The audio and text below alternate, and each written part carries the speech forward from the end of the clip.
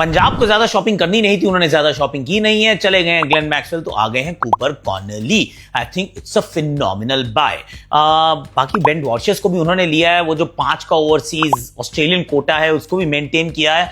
अब उनकी बात कर लेते हैं, सरपंच साहब की टीम की बात कर लेते हैं। बात जरूर हमें करनी होगी गुजरात टाइटंस की भी, क्योंकि शुभमन गिल की इस टीम ने भी कुछ इंटरेस्टिंग एक्चुअली खरीदारी की है, उसकी बात कर लेते हैं। और बात करते हैं कि एलिस पेरी नहीं आ रही यार, नहीं आ रही है एनाबेल सदरलैंड, तो जो आरसीबी की टीम है और जो दिल्ली कैपिटल्स की टीम है in the WPL they've been actually dealt a body blow। अब इनकी जगह कौन आया उनकी भी बात कर लेते हैं यार।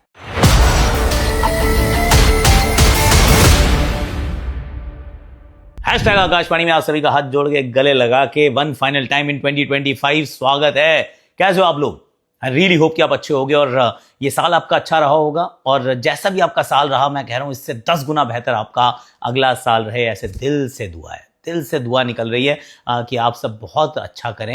And I really love you all and thank you so much for making this channel so big. और सब्सक्राइब कर लेना जाते जाते, मतलब कुछ लास्ट सब्सक्राइबर्स ऑफ 2025। बाकी मैं कहाँ पे हूँ? मैं ऑफकोर्स शर्मल शेख में हूँ।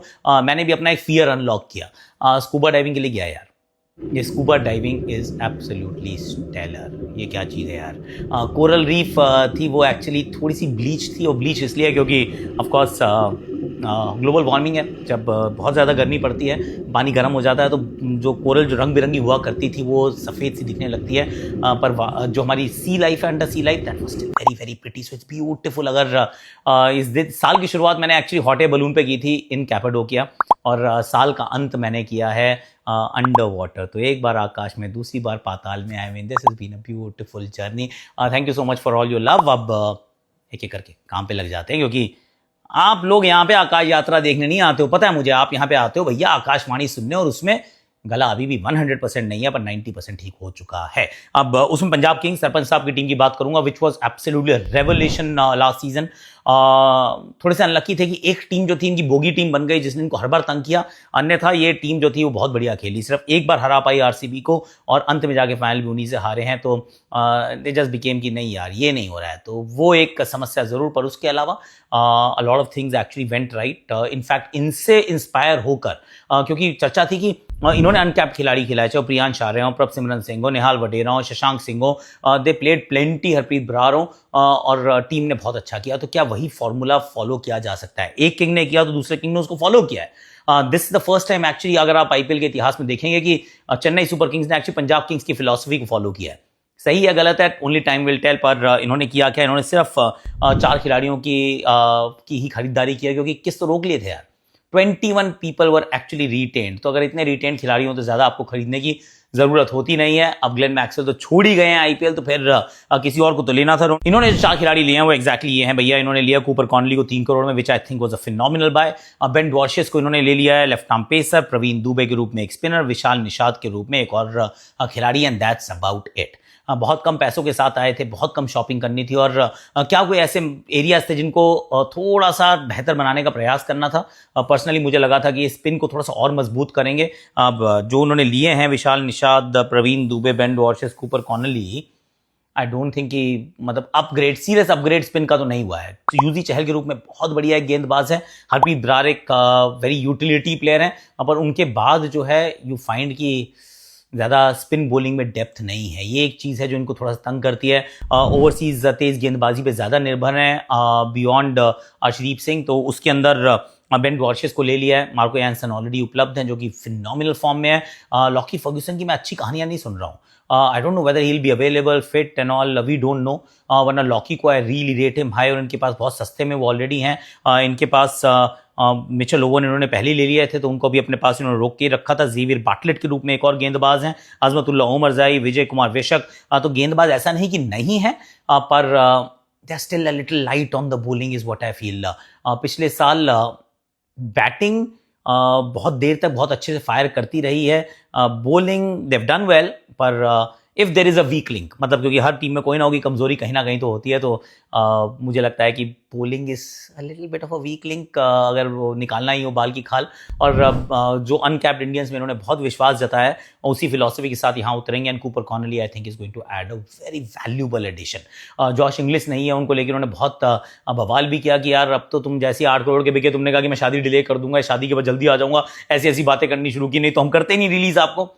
अगर रिकी पॉन्टिंग को नहीं पता था तो फिर किसी को क्या ही पता था, टू बी वेरी ऑनेस्ट। तो anyhow Cooper Connolly I think is a very good buy. Ben Dwarshuis के रूप में एक और लेफ्ट आर्म सीमर का विकल्प अपने आप को दिया है। कितने मैच खेलेंगे आई डोंट नो, क्योंकि Azmatullah Omarzai, Marco Jansen, Xavier Bartlett, Ben Dwarshuis और लॉकी फर्ग्यूसन, इतने सारे ओवरसीज गेंदबाजों में सब तो खेल नहीं सकते, तो कितने मौके मिलेंगे, वी शैल फाइंड आउट। इनकी फील्ड बिट्स भी एक बार देख लेते हैं। इन्होंने सिर्फ 2 ही फील्ड बिट थी, एक थी अमन खान की, दूसरी थी राहुल चाहर की। Rahul Chahar of course they wanted Rahul Chahar, 5.2 crore I think इनके बजट से बाहर थे। हालांकि बेन वॉर्शियस पे इन्होंने 4.4 खर्च जरूर किए, they didn't come in with a lot of money, तो वहां उतना ज्यादा स्पिन में अपग्रेड की शायद क्योंकि इनके पास पैसे नहीं थे, गुंजाइश इन्होंने अपने आप को दी ही नहीं थी। They retain the core in fact 21 players यार।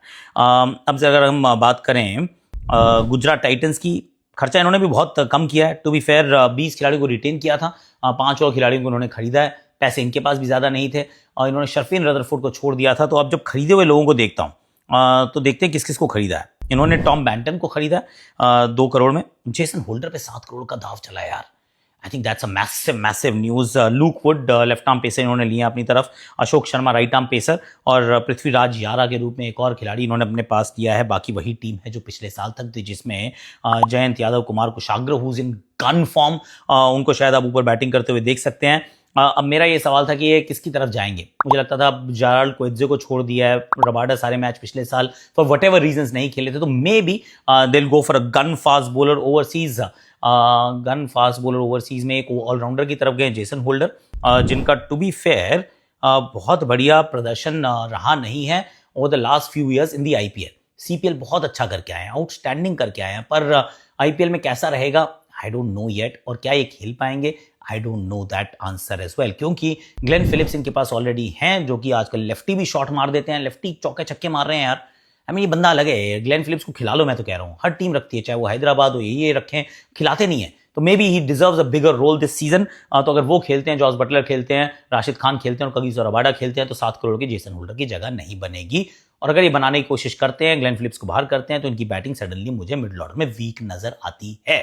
जहां पे वॉशिंगटन सुंदर जरूर हैं, कुमार कुशाग्र जरूर हैं, शाहरुख खान को इन्होंने अभी भी रोक के रखा है, राहुल तेवटिया है, पर is it the same story? फिर वही होगा कि बहुत ज्यादा रिलायंस ऑन द टॉप 3। अगर वो पिछले साल जैसा परफेक्ट स्टॉर्म हो तो यू डू रियली वेल, अगर वहां चीजें बिगड़ जाए तो कहानी में थोड़ा सा बदलाव आ जाता है। टॉम बैंटन लिए इन्होंने एज अ विकेट कीपर के बैकअप। मुझे लगा था जेमी स्मिथ ले लेंगे, मुझे लगा था जॉनी बेस्टो ले लेंगे, मुझे लगा था कि Tim Seifert, Finn Allen, I mean बहुत सारे नाम थे जो बहुत आसानी से सस्ते में अवेलेबल थे, पर इन्होंने टॉम बैंटन को लिया है। May be they know something अच्छा करते आ रहे हैं, ऐसा नहीं कहूँगा नहीं करते आ रहे हैं, पर was he the best wicket keeping option available as a backup for Josh Butler? I mean, I don't know. I don't have an opinion on that one. कुल मिला के टीम पहले भी अच्छी थी, अभी भी अच्छी है, पर वो जो मिडिल ऑर्डर का होल है जिसमें शर्फिन को जाने दिया है, क्या उस होल को भरा है? आई एम नॉट श्योर कि इन्होंने भरा है। बैकअप के रूप में is look would a better option then से जो इनके पास जेराल्ड कोएत्जे थे? Again I am not 100% certain, पर जेसन होल्डर के रूप में क्या एक अपग्रेड है? अपग्रेड तो है, क्योंकि एक ऑलराउंडर, प्रॉपर ऑलराउंडर इनको मिला जरूर है, और who is actually in really good T20 form of late, that is Jason Holder. तो यहाँ तो कहानी खत्म हो जाती है भैया 2 टीम्स की। अब जरा एलिस पेरी की बात कर लेते हैं। शी इज पुल्ड आउट यार, WPL अभी शुरू होने वाला है जैन फर्स्ट वीक में, और उन्होंने कहा मैं नहीं आऊँगी। RCB आई मीन विजेता रहे हैं, ये इनको थोड़ा झटका लगा है इस बात का कि एलिस पेरी नहीं है। अब उनकी रिप्लेसमेंट आप रख भी लो तो भी I tell you, Sayali Satghare I think उन्होंने रखा है, आई जस्ट कंफर्म, हाँ जी सयाली सदगरे इन्होंने रखे हैं, लेकिन सेम स्किल सेट तो है, पर सेम प्लेयर तो नहीं हो सकते, क्योंकि स्किल का लेवल जो Ellyse Perry is very very different. Alana King आई हैं एनाबेल सदरलैंड की जगह WPL में दिल्ली के लिए।